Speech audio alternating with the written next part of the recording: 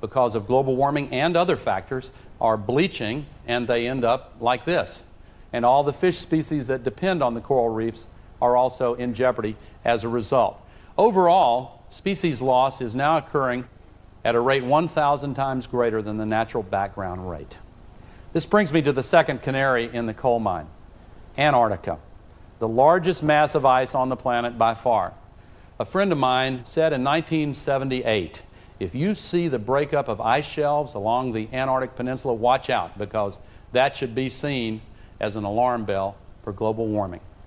And actually, if you look at the peninsula up close, every place where you see one of these green blotches here is an ice shelf larger than the state of Rhode Island that has broken up just in the last 15 to 20 years. I want to focus on just one of them. It's called Larsen B. We were flying over it in a helicopter. You'd see it's 700 feet tall. They are so majestic, so massive. In the distance are the mountains, and just before the mountains is the shelf of the continent there. This is floating ice, and there's land-based ice on the downslope of those mountains. From here to the mountains is about 20 to 25 miles. Now, they thought this would be stable for at least 100 years, even with global warming. The scientists who study these ice shelves were absolutely astonished when they were looking at these images, starting on January 31, 2002, in a period of 35 days, this ice shelf completely disappeared. They could not figure out how in the world this happened so rapidly.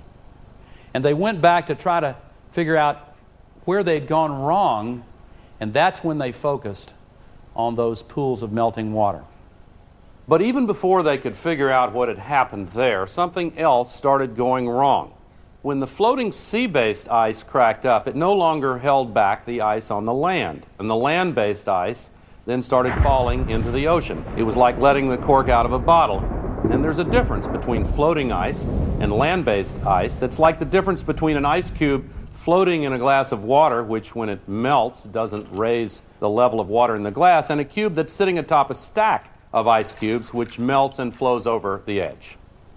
That's why the citizens of these Pacific nations have all had to evacuate to New Zealand. But I want to focus on West Antarctica because it illustrates two factors about land-based ice and sea-based ice. It's a little of both. It's propped up on tops of islands, but the ocean comes up underneath it. So as the ocean gets warmer, it has an impact on it. If this were to go, sea level worldwide would go up 20 feet. They've measured disturbing changes on the underside of this ice sheet. It's considered relatively more stable, however, than another big body of ice that's roughly the same size. Greenland would also raise sea level almost 20 feet if it went. A friend of mine just brought back some pictures of what's going on in Greenland right now. Dramatic changes. These are the same kinds of pools that formed here on this ice shelf in Antarctica. And the scientists thought that when that water seeped back into the ice, it would just refreeze. But they found out that actually what happens is that it just keeps on going. It tunnels to the bottom and makes the ice like Swiss cheese, sort of like termites. This shows what happens to the crevasses, and when lakes form, they create what are called moulins. The water goes down to the bottom and it lubricates where the ice meets the bedrock. See these people here for scale? This is not on the edge of Greenland. This is in the middle of the ice mass. This is a massive rushing torrent of fresh meltwater tunneling straight down through the Greenland ice to the bedrock below. Now, to some extent, there has always been seasonal melting, and moulins have formed in the past, but not like now. In 1992, they measured this amount of melting in Greenland. 10 years later, this is what happened. And here's the melting from 2005. Tony Blair's scientific advisor has said that because of what's happening in Greenland right now, the maps of the world will have to be redrawn. If Greenland broke up and melted, or if half of Greenland and half of West Antarctica broke up and melted, This is what would happen to the sea level in Florida.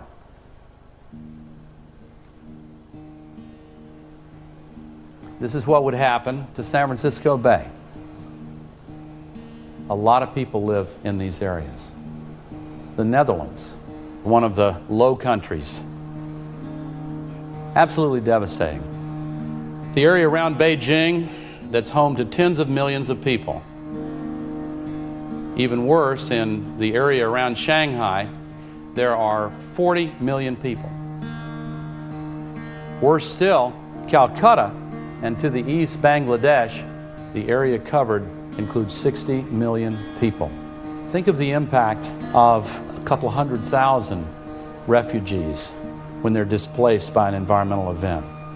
And then imagine the impact of 100 million or more. Here's Manhattan. This is the World Trade Center memorial site. And after the horrible events of 9/11, we said never again. But this is what would happen to Manhattan.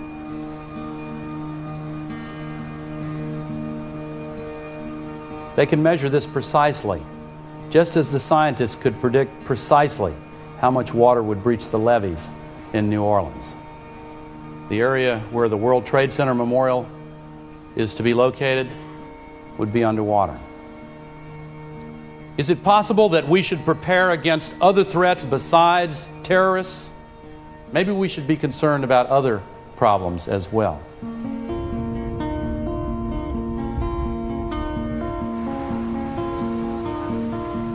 $1.3 billion people. An economy that's surging. More and more energy needs. Massive coal reserves. The coal belt in the northern China, in Mongolia, Right. then the Shaanxi province, also biggest coal mine. Up here. Yeah. Now, is that an open pit mine? Yes. Every time I've visited China, I've learned from their scientists. They're right on the cutting edge. Sense of the numbers of new coal-fired generating plants. I have to say that the number is enormous because it's so profitable. This issue is really the same for China as it is for the U.S.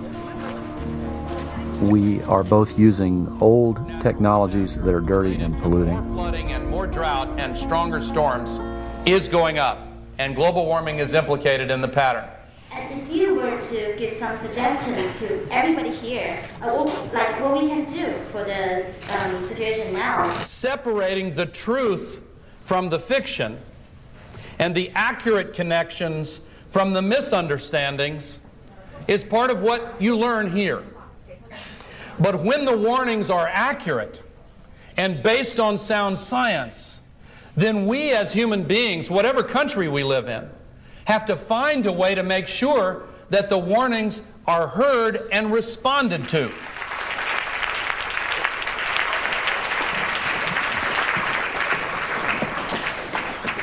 We both have a hard time shaking loose the familiar patterns that we've relied on in the past. We both face completely unacceptable consequences.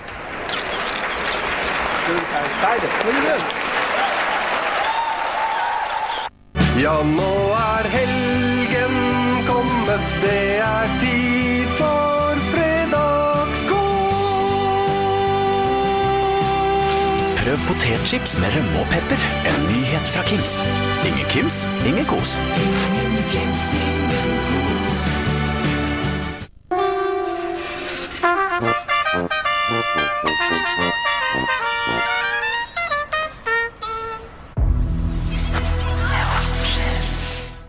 When this day is over, they're going to tell you what happened. But what they tell you is not really what happened here. Jack Mosley får I oppdrag å frakte et vitne fra fengselet til rettslokalet. The kid was going to testify against Jerry. Nok en kjedelig dag på jobben. Ikke denne gangen. I was trying to do a good thing. Se Bruce Willis I den amerikanske spenningsfilmen 16 Blocks. Den engelske hopplegenden Eddie the Eagle kommer i studio, og Henrik og Johan deltar i NM i snøskutercross. Golden Goal på TV2 Zebra i morgen klokken 21. Nå fortsetter Al Gores miljødokumentar En ubehagelig sannhet. Programmet presenteres av rørleggerkjeden Varme og Bad.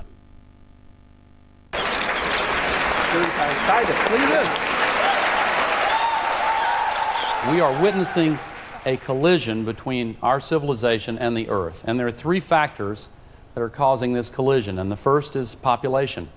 When my generation, the baby boom generation, was born after World War II, the population had just crossed the 2 billion mark.